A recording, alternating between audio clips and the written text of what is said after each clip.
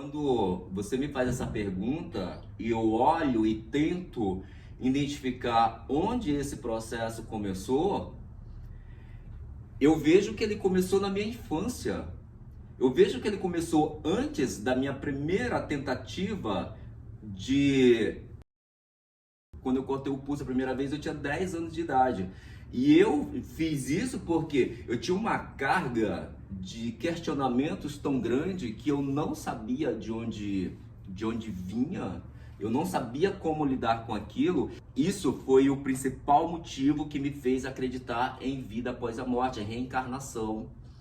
Porque quando eu me tornei um adulto e eu começava a olhar para minha infância e olhar para a família onde eu nasci, não tinha explicação os questionamentos que eu tinha.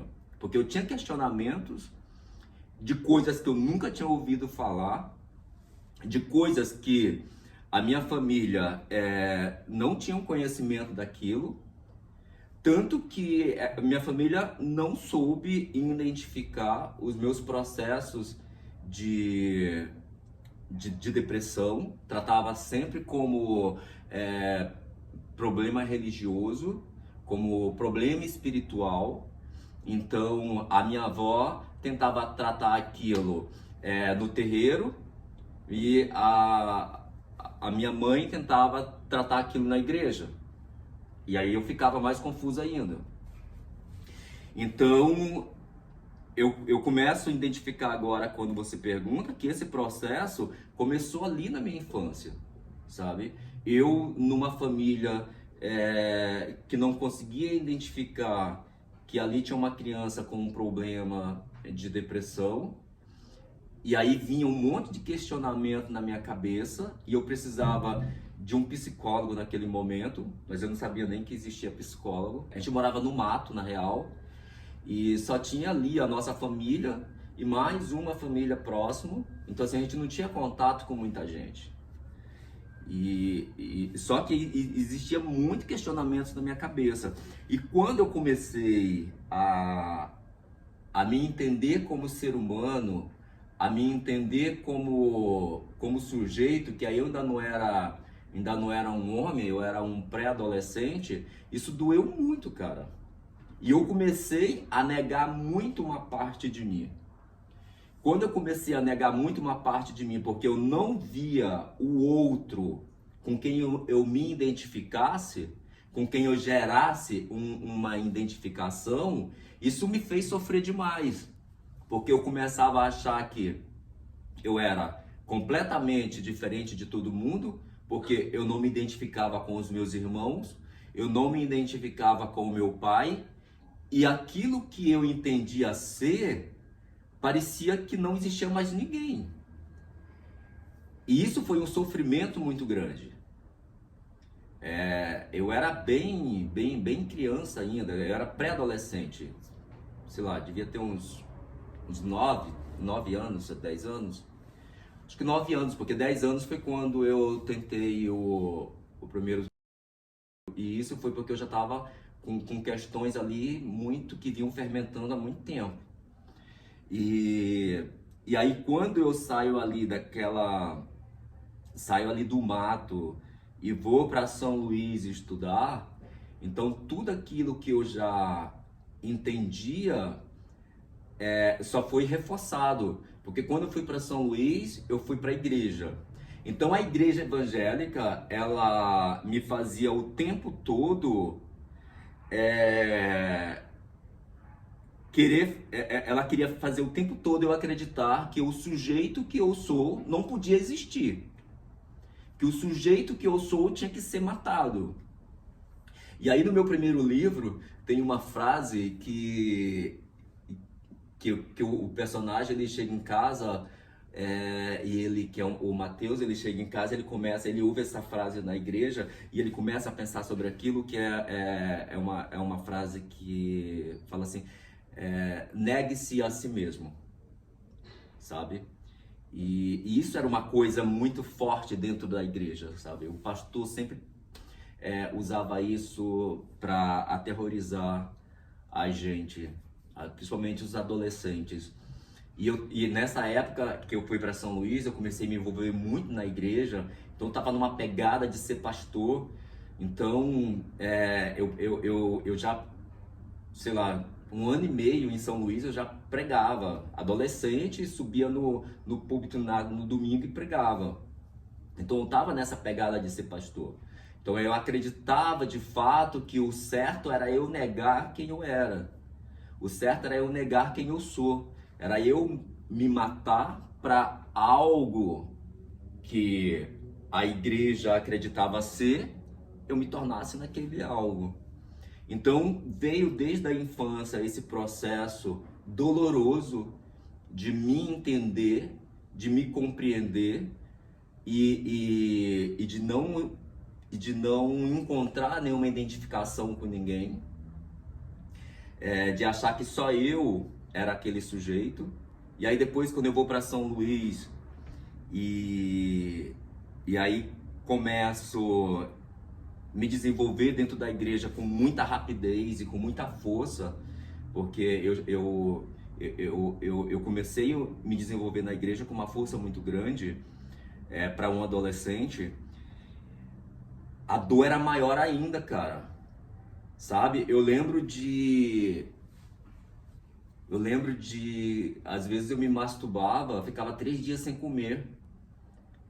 Sabe? Hoje, quando eu penso nisso, minha vontade que eu tenho é de processar aquele pastor. Por fazer isso com a cabeça de um adolescente.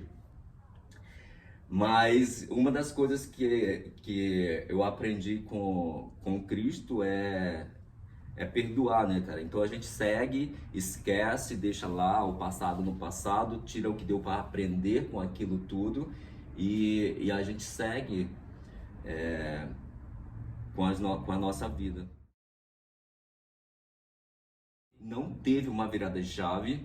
O que teve foi, com 19 anos, eu estava na igreja, eu tinha saído da Assembleia de Deus.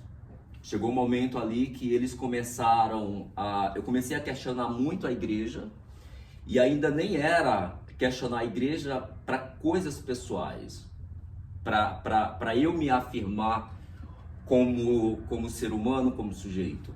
Eu questionava a igreja para afirmar o Cristo, como Cristo dentro da igreja.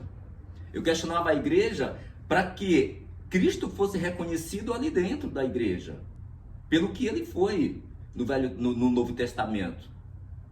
E aí, quando eu comecei a vir com esses questionamentos, eu automaticamente fui desviado do púlpito da igreja. Então não me chamavam mais para pregar. E aí, quando eu comecei a perceber isso, eu caí fora da Assembleia de Deus. Aí fui para Cristã do Brasil, fiquei um tempo e fui para Cristã Maranata. E lá eu me batizei, porque eu sempre falava que eu só ia me batizar numa igreja em que eu ali fosse firmar o meu trabalho. Eu tinha essa convicção de fazer um trabalho muito forte dentro do Evangelho, junto ao Cristo. E o que me fez perder essa convicção e não querer fazer isso foi perceber que a igreja, ela me afastava do Cristo. Cada vez que eu me envolvia com a igreja, eu me afastava de Cristo. E isso fez com que eu não me batizasse na Assembleia. Isso fez com que eu esperasse mais um tempo, ficasse mais adulto e me batizasse numa igreja em que eu encontrasse essa identificação. E aí eu encontrei essa identificação na Cristã Maranata, decidi me batizar e me batizei.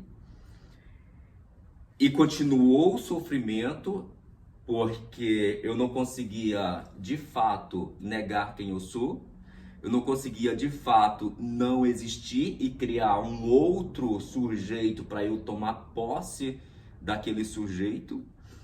E então um dia eu estava na igreja e o pastor começou a pregar, um pastor que foi na igreja, não era o de lá, começou a pregar e ele era muito gato.